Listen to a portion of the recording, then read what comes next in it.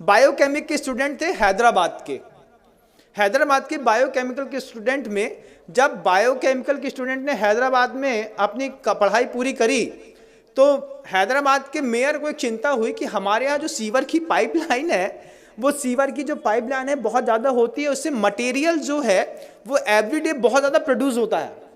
तो मटेरियल को डिसॉल्व करने के लिए उनके पास कोई स्पॉट या कोई चीज़ दिखाई नहीं दे रही थी। आप क्या सोचते हैं कोई क्या कर सकता है? जब ये क्वेश्चन मेयर के दिमाग में खड़ा हुआ कि जो मतलब मैन का बायो प्रोडक्ट है, जो भी मल वगैरह निष्कासित होता है, तो सीवर कनेक्टेड कर दिया, सबके यहाँ के सेप्टिक टैंक हैदराबाद में अलग कर दिए।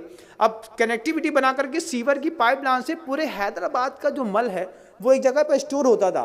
तो उसको ख़त्म करने के लिए क्या दिमाग कोई चलाएगा? तो बायोकेमिकल के स्टूडेंट ने उसमें लिक्विड क्लोरीन डाल करके उस पीले को वाइट कर दिया, और पीले को वाइट करने के बाद उसमें से उसकी स्मेल गायब कर दी। क्लोरीन NaCl, आपने अगर नमक का सूत्र सुना हो तो बंधुओं, मतलब सोडियम अलग होता है, क्लोराइड अलग होती है, NaCl2 ये उसका रासायनिक फॉर्म है।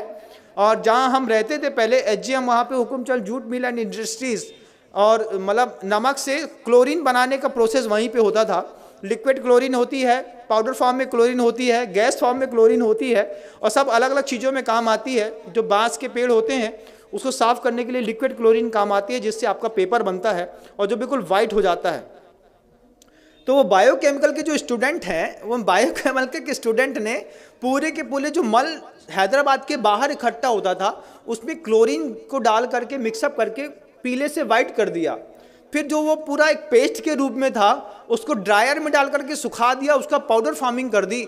और सबसे बड़ी बात तो ये है कि कानपुर की गुटखा फैक्ट्रियों में बेच करके बड़ी बड़ी कंपनियों के गुटकों में पैक होकर के वो मल लोगों को पाउच में अंदर तक खिला दिया। ये ज्ञान के दुरुपयोग का युग है बंधुओं।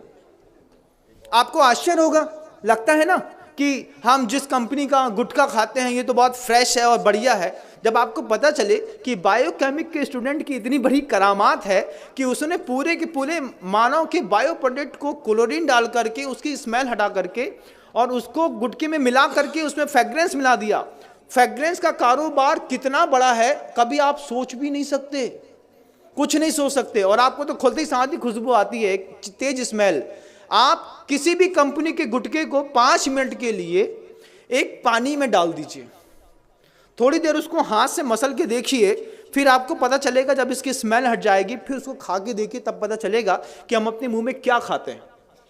उसमें चूना और कांच दोनों मिलाया जाता है कि कांच से बारीक कांच का पाउडर रहता है जिससे आपकी जबान थोड़ी सी कटती है, और चूना उसके ऊपर लगता है तो आपको थोड़ी सरसराहट सी होती है। इसके चक्कर में आप बार बार माउथ फ्रेशनर के रूप में ऐसे पाउच के प्रोडक्ट खाते हैं। बायोकेमिक के स्टूडेंट ने पूरा का पूरा मानव मल उठा करके पाउचों में पैक करके कानपुर की गुटखा फैक्ट्री में जा करके एक बार ऑब्जर्वेशन तो करिए बंधुओं, तब समझ में आएगा ये गुटखा खाने वाले लोग सुबह सुबह मानव का मल खा करके अपनी जिंदगी की शुरुआत करते हैं। ये बायोकेमिक के स्टूडेंट का कमाल है। हड्डियों का ढेर मिलता है, दुनिया भर की चीजें मिलती हैं। स्मॉल स्केल इंडस्ट्रीज, 3 शब्द याद रखिएगा। क्या?